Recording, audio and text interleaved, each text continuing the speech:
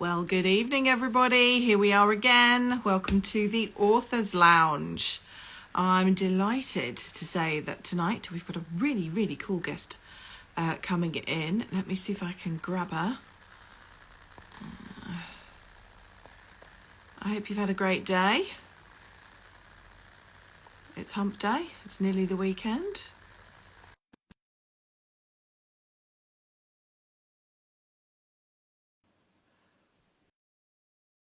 Right. Hello, everybody who's joined. It's great to have you with us. And there she is. Hello. Hello. Fancy seeing you on here. Oh, what a surprise. It's a good one. I love it when technology works, don't you?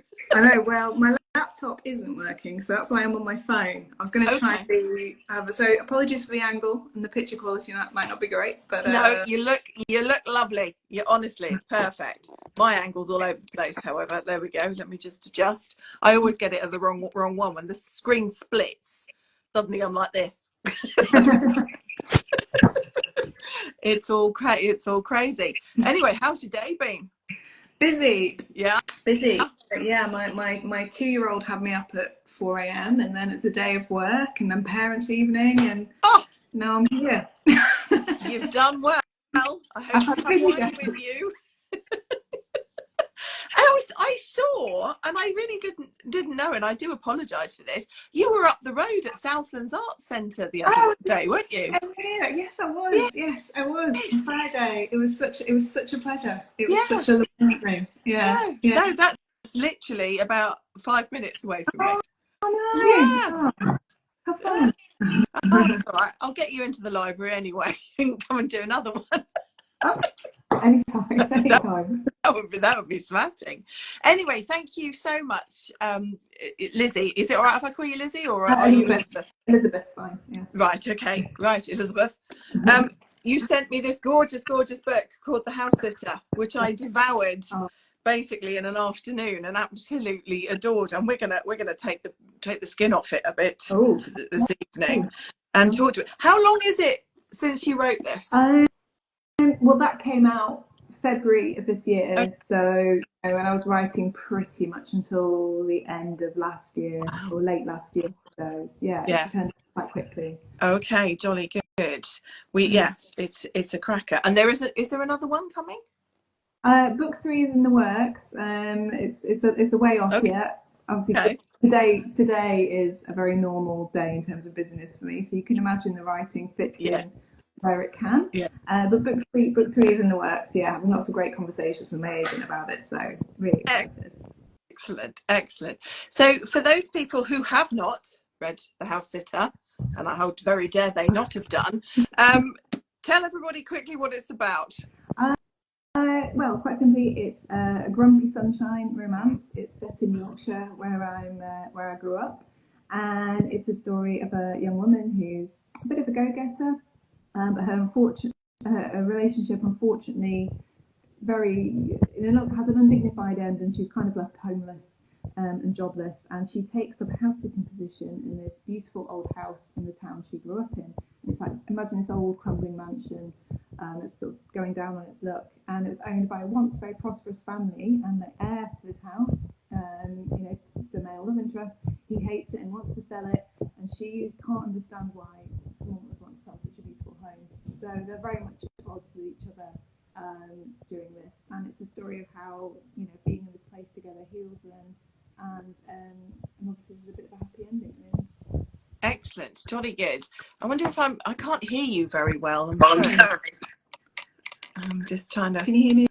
Yeah. That's much better. Yes. Seeing how I was holding the phone. So. Right. There you go then. Okay. So at the beginning of this book, we meet our lovely heroine Pippa, who, as you say, is a go-getter. She's a smart cookie. This one, isn't she? Yeah. Was she fun to create? Yeah. It was a challenge at first. I couldn't really visualize it. I visualized Wolfie, the male character. I visualized him. He was kind of instant in the way he was formed. She took a bit longer because I think I didn't want to create a heroine who is, a bit a bit wibbly, a bit weak. I wanted her to come across as strong, even though she put all her faith and trust in this man, and it didn't work out. I didn't want her to come across as, you know, a bit wet. So it was tricky. But once I found her, it was a lot of fun to write, and you know, someone just really putting herself out there, and just trying to rebuild her life. That was really She good. does, because she, you know, she puts herself through all these courses. You know, she's basically running, you know, the farm, isn't it, that they live on. And for somebody to invest that amount of you know, basically their heart and soul, isn't it? You know, she takes over pretty much running that place. I mean, you know, she really goes for it. I really liked her for that. Yeah.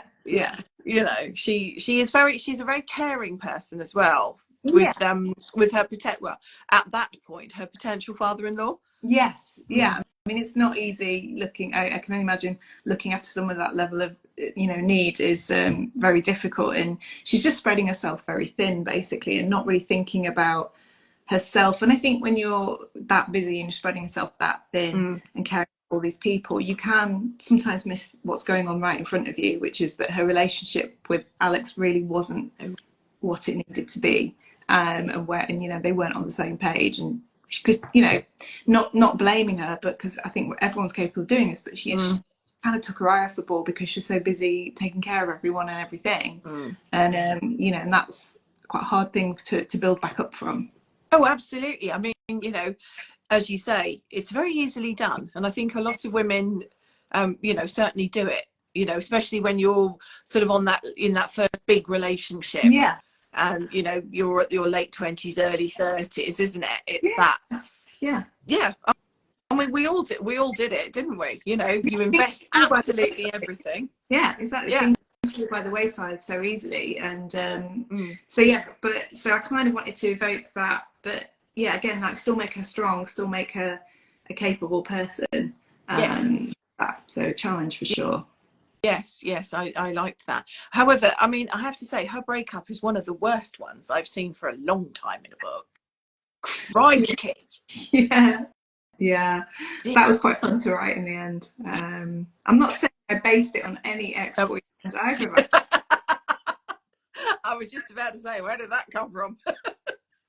No, but I've been in that situation where, you know, you sort of, you think you have everything laid out before you, and you know someone, and then you're shocked, and then you're surprised. And you know, I've been there not just with like ex-partners, but with friends sometimes, or colleagues. You think you know someone, or you think something's going to go a certain way, and it doesn't, and it really it can be a big jolt to the system. And I guess I kind of wanted, you know, the nature of the story that I was writing. You know, she needed to be completely out of. She needed to be homeless. She needed to be jobless. She needed to be, for the first time in her life, without a direction. You know, and so I kind of had to make the breakup quite spectacular.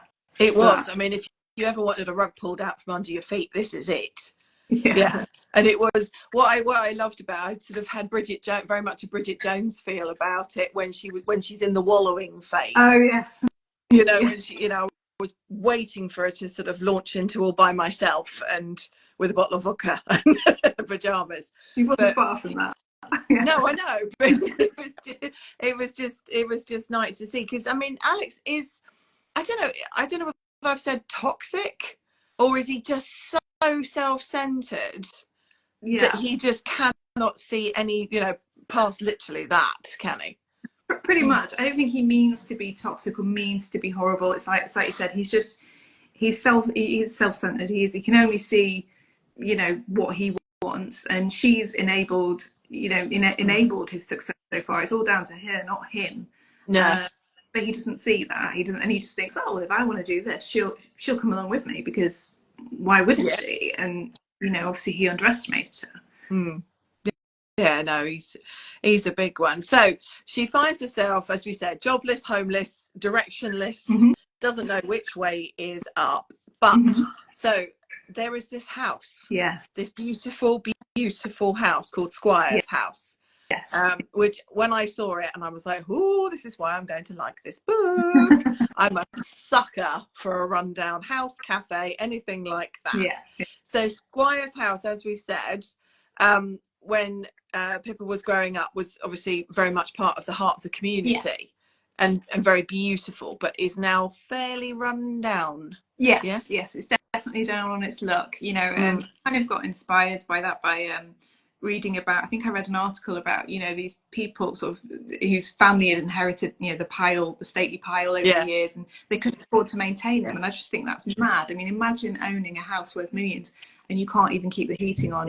You have to close half the house down and not live in it because it's unlivable. And you know what a sad thing that is. And so, you know, I was kind of inspired by that.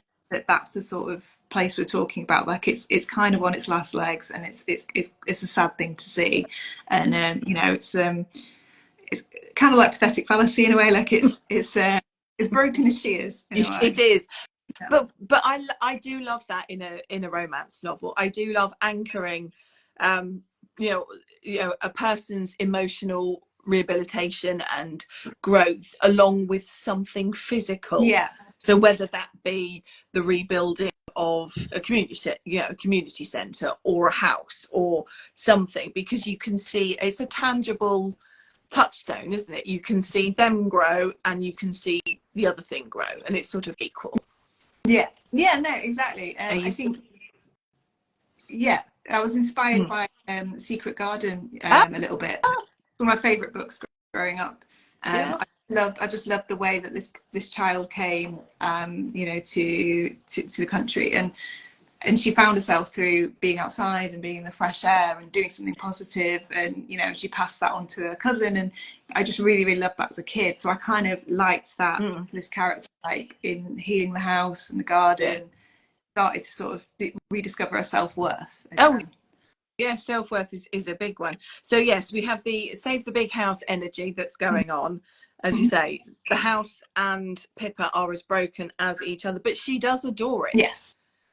Yes, she always has. I mean, it's been like, you know, it's beautiful focal part of her childhood. You know, happy memories for her, like, you know, community events, and so that's why, you know, she feels really connected to it, and she's quite shocked to see what's going on there. You know, it's another thing that's happened sort of without her realizing, and she's, you know, and it's a big surprise for her, into that instant connection and kinship she feels with the property. Oh, I know, it's a lovely one. And then in said house, we find our beautiful male hero, God blimey, you know, the big character, you know what I mean, Wolfie. Hello, Wolfie. I know, right? Hello, Wolfie. You know, some of the negative reviews about him have been about his name. People are like, why would you, who calls someone Wolfie? And I'm like, I feel like saying, I don't know what to tell you. That is what his name is. He could not have been called anything else. I don't. But yeah, I pitched him to my editor as imagine Mark Darcy and the Beast from Beauty and the Beast got together and had a baby that looked like Alexander Skarsgård, and he rides a motorbike and wears a three-piece suit. My editor was like, yeah, that'll do. Yeah, exactly. She was like, that'll do. That'll do perfectly. Yeah. The Pinterest boards were fun. Oh, I do. That, yes. Why wouldn't you have a Pinterest board full of that? I just felt moved. I can't say why. I felt moved to create this. I really couldn't possibly comment. He's a cracker. Yeah. I did like, you know, when we first meet him, obviously he's 18. Yes. Yes. And he is an absolute little what's-it. Yeah, he's not very nice to her. No. It's briefest of interactions, but just to sort of, because it's important that we meet her at the beginning of her relationship with Alex, so we understand how far she's come. And he's just in there as a little taster of what. And you know, and I think as you read and you get to know him as an adult, and you think, well, what was he going through at that point in time? And then you know, it puts a lot of what he says to her in context. So I thought it's kind of a nice throwback to that beginning. You know, it's full circle, especially with what happens at the end. Absolutely. I think when we meet Wolfie again in the house, you know, he's such a nice contrast with, you know, the house and Pippa are, you know, broken, but they are so homely and so warm. And Wolfie is ice cold. I did like that you put him in tech. as an occupant, but it just reinforced that glacial sort of crispness about him, and the lack of emotion that he displayed. Exactly. It's a big part of his job is the security within, within being online, and in fact, all aspects of life, but yeah, particularly tech. And so I thought that was kind of a nice core to the fact that he's so guarded. He's got all these barriers up. He's so protected, and he's too guarded. But I didn't want to make him too damaged. I didn't want to make him into a cliche kind of broken shell of a man. Like therapy, like to help him through the things that he's going through. Have you lost me? Have you lost me? Yeah, no, I've got you back now. Honestly, maybe I need to go and sit right next to the router.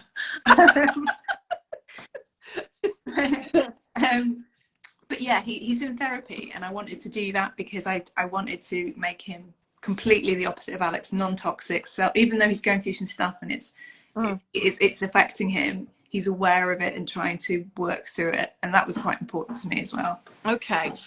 Because you don't necessarily see that with male leads don't talk about their emotions like this. So as you say, why was that so important? Because you don't see it in romance novels, or? And also, I mean, my personal taste, and I'm not yucking anyone's yum, as it were.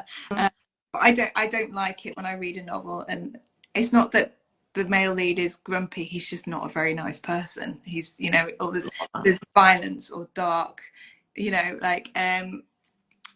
I want, that's my personal preference. It's just, so I was like, well, I want a lead who has still got those kind of mysterious, edgy qualities that are undeniably attractive, but there's still a healthy, loving human being in there. And that's why really.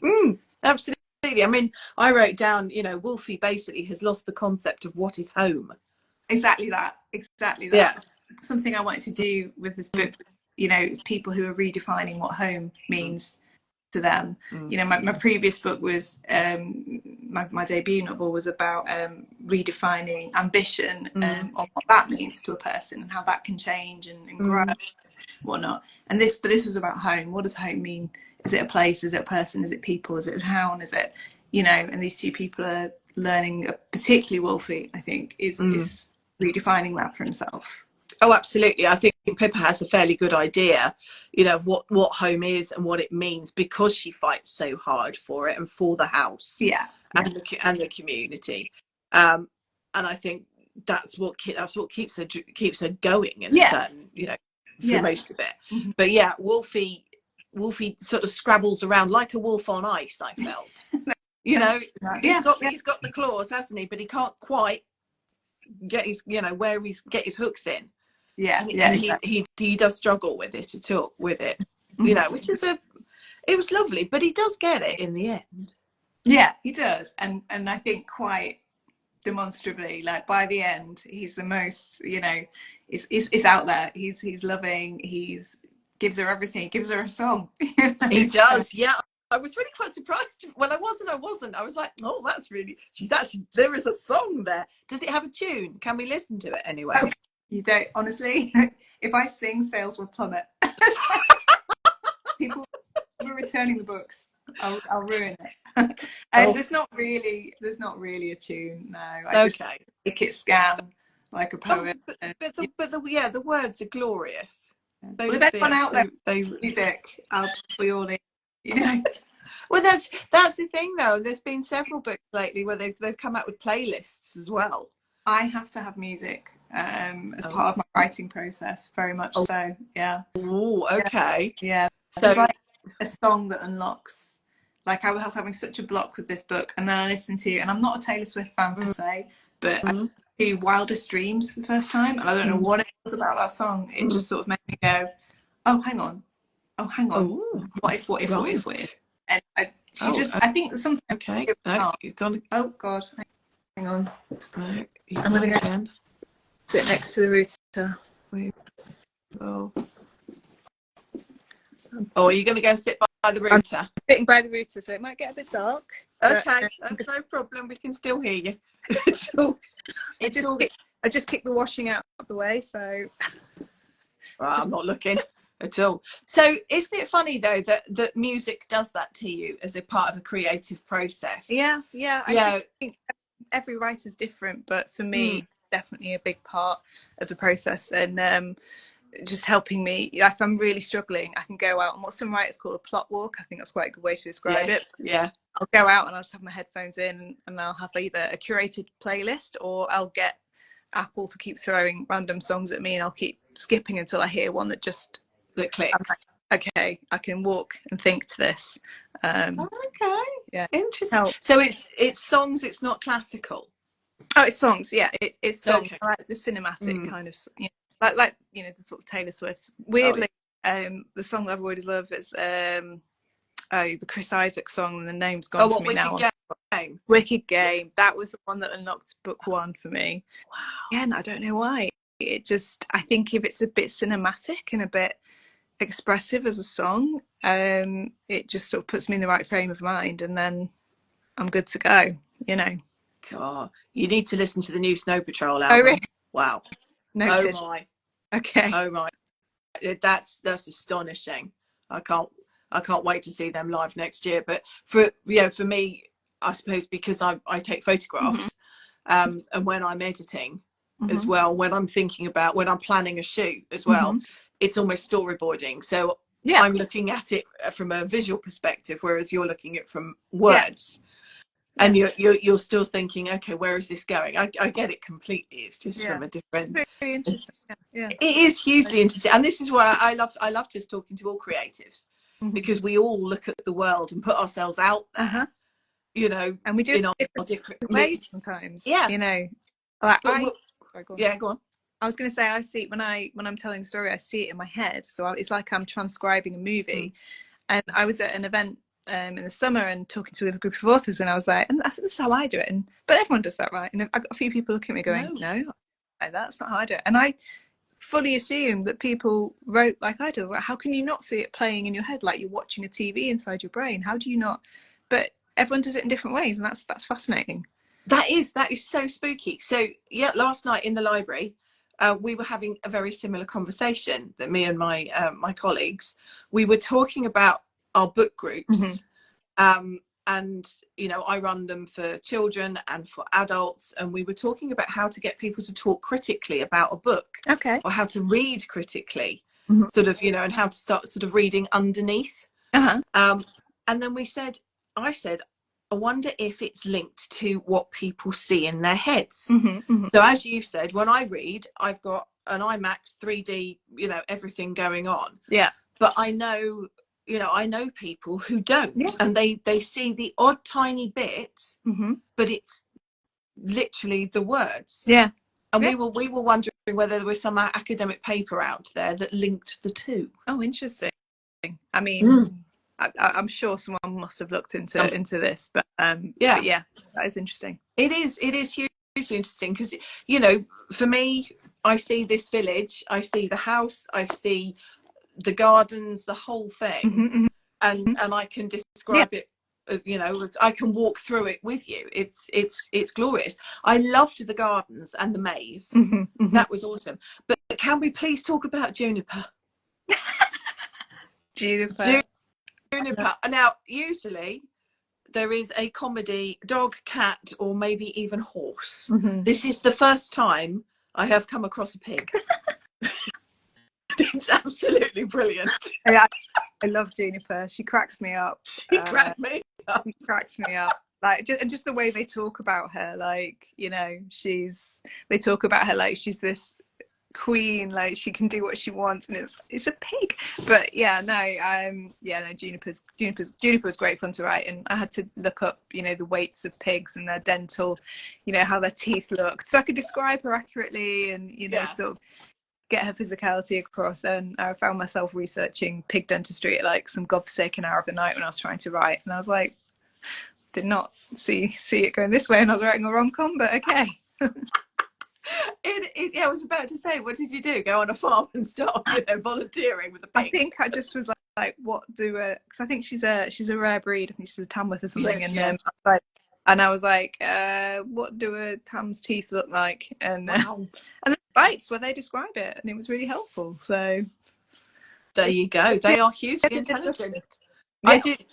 I just think she's such a character, as is your entire supporting cast, who must have been an absolute delight to write. I mean, her owners, Todd and Patrick, Yeah, they're a lovely twosome, aren't they? Oh, yeah. No, I did like them. I did like them, and the wheelbarrow race with those two just cracked me up. yes.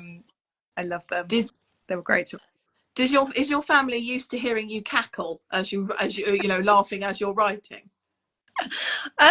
Probably not. They used to me sort of sitting in a corner, rocking back and forth, just like stressing over, a sentence or a vowel or an adverb that's not working and I don't know why, and all this sort of stuff. So they used that. I don't know if I laugh out loud at my own writing as I'm writing it, but I've certainly, when I've read back through edits and I've gone and I've laughed and I'm like quite proud of myself. Yeah. Well, you do, don't you? You sort of think, if I'm sort of finding it funny, somebody else might. That's it. Yeah, exactly. No, exactly. it is glorious. But again, what I liked about, as you say, when we're exploring where and what is home to people, the way this community works together. Yeah. And the resurrection of the summer fair. I mean, what a perfect vehicle for showing everybody what is home. Yeah, exactly. And again, that was I grew up in rural Yorkshire, and we did have every summer a fair with wheelbarrow races. It was part of my childhood, and and it was a sad day when my mum called me and said, "Oh, that they've had to cancel the wheelbarrow races this year for insurance." They managed to resurrect them.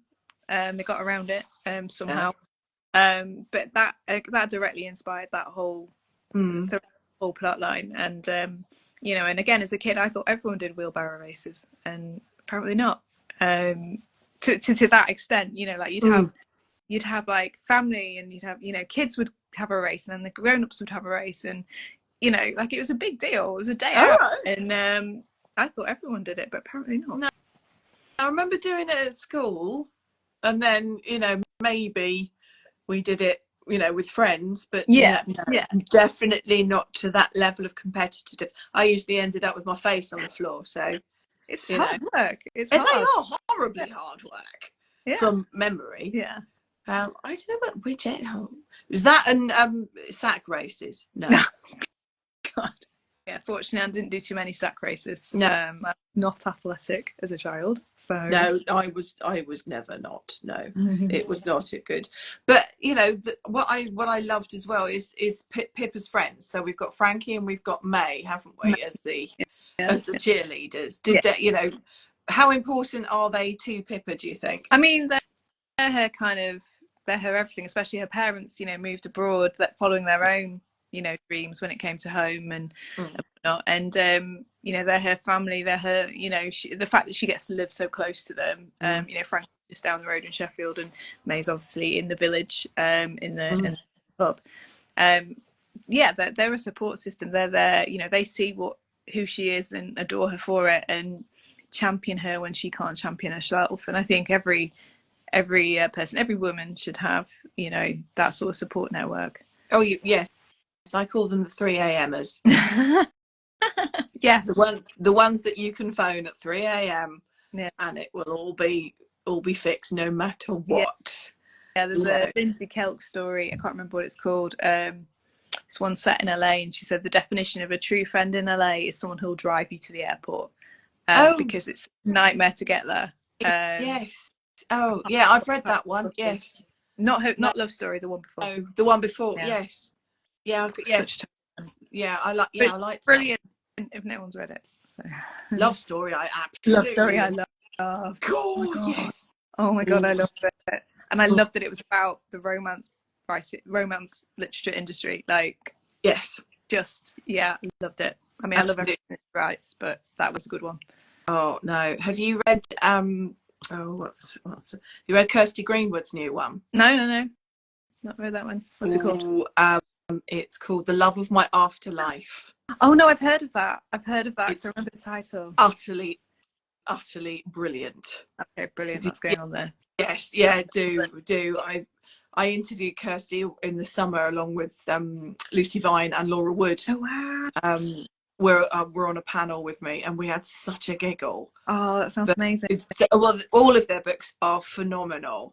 You know, Laura's one, Under Your Spell, as well, and Lucy's Date with Destiny are great. So, you know, we'll keep circling back to those. Yes. But you know, this one is definitely up with it. I'm with it. No, it's an absolute cracker. So ultimately, Pippa and Wolfie, apart from butting heads to start with, eventually cracks begin to show. Yeah, exactly. I think they just, as he starts to let her in, you know, he starts to open up to her, and you know, realize how much they've got in common, and she realizes he's not what she thought he was. He's not this grumpy, you know, sod. He's got a lot going on under those leathers, and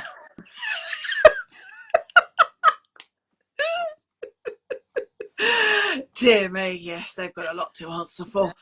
Sorry about that. But yeah, interest, please. But yeah, no, she realizes there's a lot going on, and there's actually someone very kind and gentle, and someone who's loving. And I think, you know, she sees the way he treats his former, you know, his partner and Griffith, sorry, treats his, you know, the wife who's going through, you know, an awful illness, and you know, the love and the tenderness that he shows to this woman, and she's like, oh, okay, you know, there's someone really decent and loving under there, and you know, she's misjudged him, and just it would, you know, it's what Wolfie, that's the home that Wolfie knows. Isn't it? It's Griffith and his wife, because you know, he didn't get it from his natural parents. You know, and I think that's what causes him so much pain. Exactly. So yes, I mean, it is lovely to see as the house heals, as they work on the garden. I really liked that natural sort of part of it, you know, nature healing, you know, as the walls begin to come down. You know, I'm glad that resonated, because that was kind of the point. Exactly. No, it's all good. I tell you what else really made me laugh was the anti how not to sell a house scenes. I found this quite hard to write, because really? I don't know why. Maybe I was worried about coming across too slapstick, but that was, again, I think it was another way she got under his skin, you know, and I think, you know, he obviously realized what she was up to eventually, and it all works out fine in the end. But yeah, they are funny. I know a few people commented on those, they found them just like the highlights. It's good when they were that hard to write. It's nice to hear that people did actually enjoy them. So no, I could see people doing it and getting up to those kinds of antics. But no, I mean, you know, when Pippa is finally tested at the end about her feelings, when Alex appears and, you know, decides that he's taken his blinkers off, and oh my goodness, she's a wonderful person. I mean, you know, I thought for a minute she might crumble. You did have me for 5 minutes. Well, I wanted to sort of create a moment of suspense, because I think, again, this is something I think a lot of people can identify with. Like, if you're in a long-term relationship and then you split up, when you see them again afterwards, you know, it's not that all that feeling has just gone. I mean, for some people maybe it does, but you know, in my experience, that you know it's right to be not with them anymore, but you once built your life around them, you once knew their every movement, their every thought, and for that suddenly to be gone, even if it's the right thing, and you know, you're out of love with them or whatever, it's still, you have to still peel and pull out those tentacles and rebuild your life without that person. And seeing them again is hard. It's you're like, once as close to me as my own skin, and now you're not. Who are you? I don't know who you know. I just wanted to convey that kind of confusion and that kind of adjustment as she sort of, you know, came to terms with being in the same room as him but not being his partner anymore. And then I've been through that myself a long time ago, after a long time, but I still remember those feelings after your first big breakup, where you're like, well, what do I do now? Like, I don't want to be with you anymore, but at the same time I don't know what to do without you in a way, Yes. you know? Yes, because you are so intrinsically a twosome. Yeah. And as Exactly. you say, you have to physically unpick your skin, you know. Yes, and you have to feels learn like to, yes, and you have to unlearn, you have to learn how to fall out of love with someone. Exactly. And Even if that you really is, want to, it's hard. it is hard, even if you knew that you know are never going back, or you know wrong to go back, but it is still, there is, it's like muscle memory, isn't it? Exactly that. Yeah. Yeah, exactly. It's a thing. But I, you know, Wolfie is such a strong character by this point, and he has come through, you know, he's come through his journey to a place where he is really secure as to who he is. Yeah, exactly. And yeah, I felt by this point, I thought, actually no, he is the beacon of home. Yeah. As Yeah. physically, as well as, you know, there is a whopping great house sat here and it's marvelous, you know. So I just thought, oh no, Alex, you don't stand a chance. No, he doesn't, and he never did. But I think I think again, a lot of people, when you go through a breakup, that closure is important, you know, that moment where you're like, that's it, separation is done, and I know that now, and I'm, you know, comfortable with it. And I think everyone needs that in a breakup. That's, you know, that moment, whether they do that in front of the person or not. But that was her moment, you know. Yeah. You have to get to that point of indifference, don't you? Indifference. That's exactly it. Yeah. But you're there, but actually, I don't care. Yeah. I have other things going on in my life that are much more fun, like a wheelbarrow race. Exactly. It's all got to be done. But no, I as I say, I absolutely love this. Thank you. I really did. It's a gorgeous read, and one is that I think is, you know, unusual. Oh, okay. Thank you. You know, there are parts that I'm thinking I haven't seen this in other romance books before. What in particular? And I read a lot of them. Oh, so as a librarian.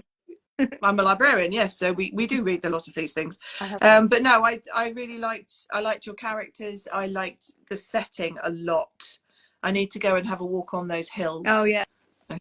Yes. You did. Yeah, they are. I couldn't do them justice, that part of the world. I mean, I'm not religious, but they call it God's own country, so you know. Like, they do. Yeah, no, I know more sort of north of Manchester. That's the bit I know of them. Of it, rather than the Leeds side. Oh yes. Yes, you know, we sort of don't go across. There's a line. There is a line, most definitely. No, so the next book is coming. Yes. Well, we hope so, and keep your fingers crossed for me. There's nothing contractually agreed as yet, but yes, it is in. There's a lot of things going on at the moment, and I am writing as best I can around the chaos that is parenting two children and trying to earn a living at the same time. So, but yes, there's all being well. But book 3 will be on its way. Yes, I cannot wait. And when it comes, will you come back? Please come back. Of course. Come back into the lounge. I might have I might actually have a space by then where you can actually come and sit. So we shall. That would be amazing. And I hear you're going to be at Meet Cute. I am going to be at Meet Cute. Are you coming? I'm going to try. It's a bit difficult with the home setup, but I'm going to try, because I really wanted to go this year and I couldn't. I think it's such a brilliant idea. Yes. And it just sounds like, well, it just sounds like heaven, to be honest. So you will have such a lovely day. I mean, Andy did such a great job last summer. And I just sort of went because it wasn't that far from me. Yeah. Went to have a look, and then thought, actually, this might fit quite nicely. We had such a great day. But yes, so I'm there doing my masterclass. Yes, I saw. So yes, you have to come and sit in the tent for an hour and ask me lots of questions. But it's, you know, it's pulling both of my worlds together. It's everything that I've done for the last 15 years, and putting all of that knowledge into the realm for authors and saying, come on then, pick my brains, because you know, there we go. It's really valuable. Yeah, exactly. No, I think it's brilliant event. So all being well, I'll see you there. Oh, definitely, if I do not see you before. Oh, sounds good. It is all good. But anyway, so thank you everybody for joining us, and a huge thanks again to Elizabeth Drummond with her beautiful book, The House Sitter. If you haven't read it yet, now the clocks go this Sunday. It is the perfect read to snuggle up with on a Sunday afternoon. So yes, everybody needs a Wolfie in their life. That's all I say. I would agree So, very much with yes, it is all good. Well, Elizabeth, thank you so much. I will let you get back to house and family. Thank you But very thank much. you. No, my pleasure. Absolutely brilliant to talk to you. And Thank you to everybody who's joined. And yeah, we will see you next week with the wonderful Sue Reed is coming into the lounge to talk about the rewilding of Molly Flynn. But yeah, excellent. Right, enjoy your evening, everybody, and we'll see you very soon. Okay, bye-bye. Thank Bye. you. Bye.